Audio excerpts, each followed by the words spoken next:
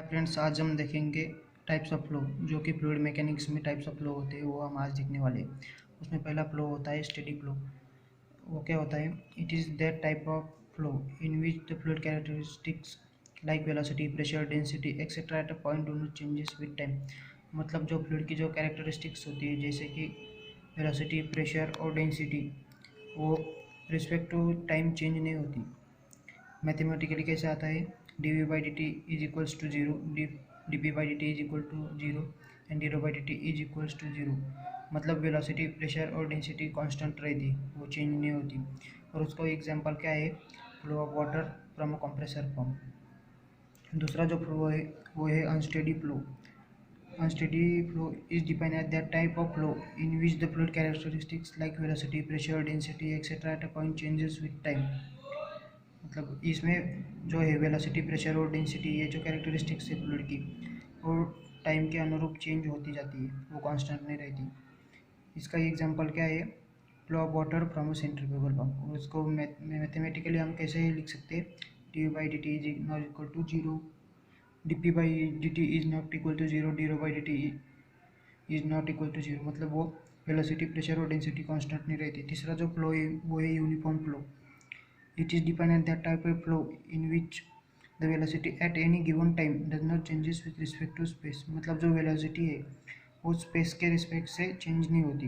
That is length of direction of flow. Mathematically इसको कैसे लिख सकते हैं? D u by d t is equal to zero.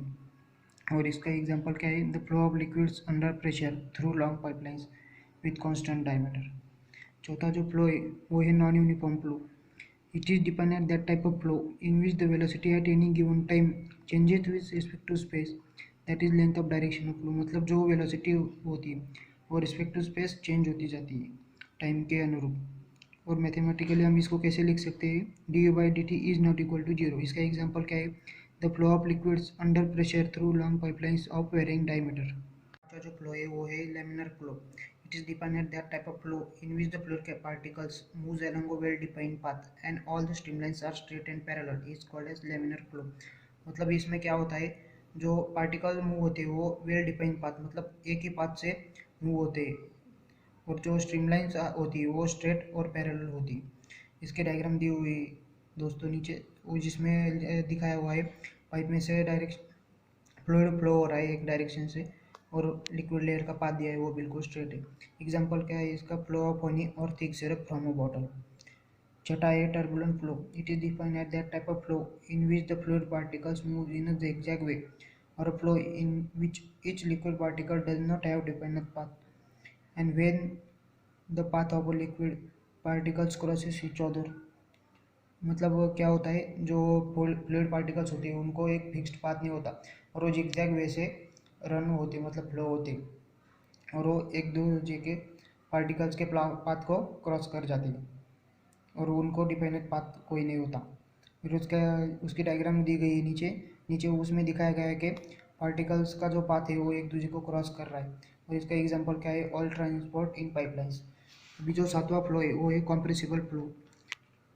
वो it is dependent that type of flow in which the volume and density of flowing fluid changes from point to point, not constant for the liquid।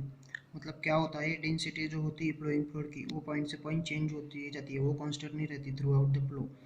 मतलब rho is not constant. Mathematically कैसे लिखेंगे हम? Rho is not equal to constant. Example क्या है उसका? Flow of gases at low velocity. और जो आठवां फ्लो है वो है incompressible flow. It is dependent that type of flow in which volume and density of flowing fluid is constant। In other words, rho is constant for the fluid। मतलब जो density होती है फ्लूइड की वो through out the flow constant रहती है। Mathematically कैसे लिखेंगे हम? Rho is equal to constant, और उसका एग्जांपल है फ्लो ऑफ मोल्टन मेटल। और दो फ्लो है दोस्तों, एक है रोटेशनल फ्लो और इरोटेशनल फ्लो। ये सब मिला के 10 फ्लो पूरे हो जाते हैं। Please like, share this video and subscribe my channel Ajay Patil।